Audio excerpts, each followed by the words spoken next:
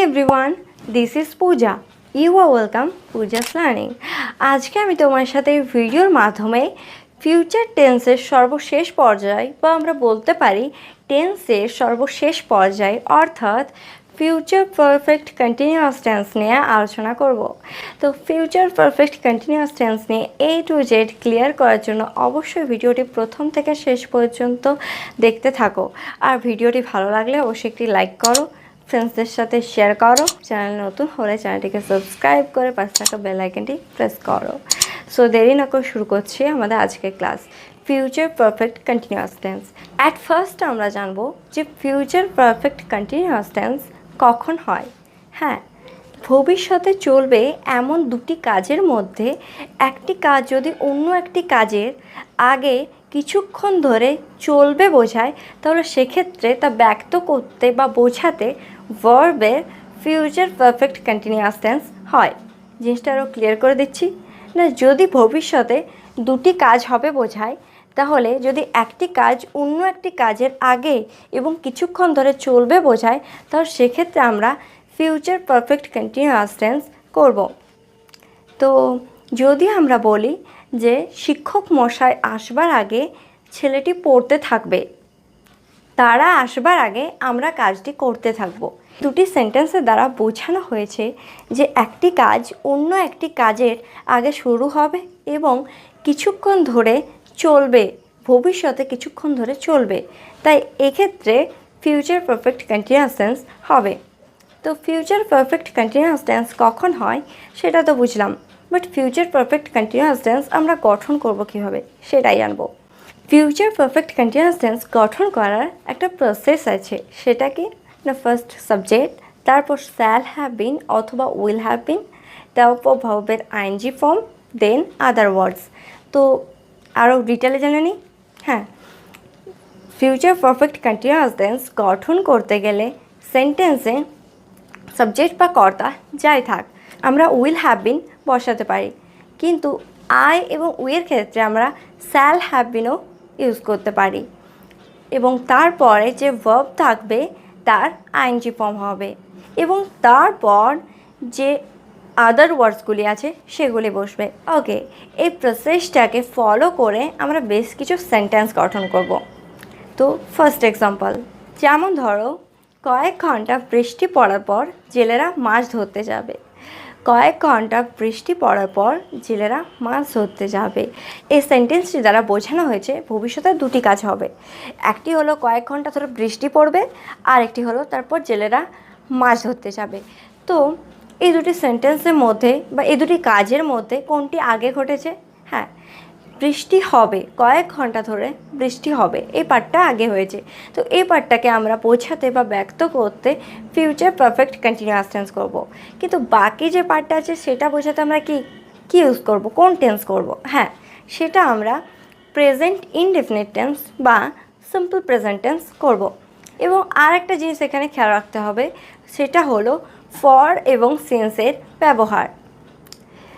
আমরা প্রত্যেকটা perfect continuous টেন্সে অর্থাৎ প্রেজেন্ট পারফেক্ট কন্টিনিউয়াস টেন্সে, পাস্ট পারফেক্ট কন্টিনিউয়াস টেন্সে, এমনকি এই যে ফিউচার পারফেক্ট কন্টিনিউয়াস টেন্সে ফর এবং সিন্সের ব্যবহার পেয়েছি।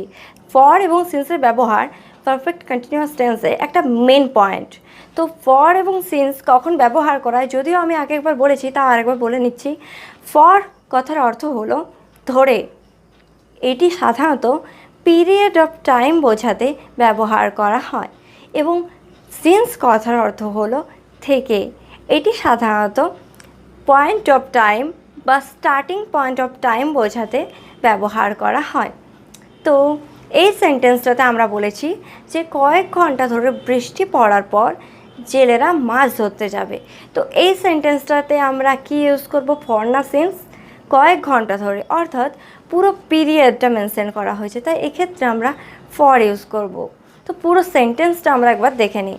The fisherman will go out for fishing after it will have been raining for few hours. তো এই সেন্টেন্সটিতে আমরা যেটা আগে ঘটেছে সেটা আমরা পর ইউজ করেছি, বাট আমরা এই পার্টটাকে আগেও ব্যবহার করতে পারি। যেটা আমাদের বলতে সুবিধা হবে সেটা আমরা আগে ব্যবহার করতে পারি। তো সেম প্রসেসে আমরা আরও কিছু সেন্টেন্স দেখে নিই। ওকে, নেক্সট।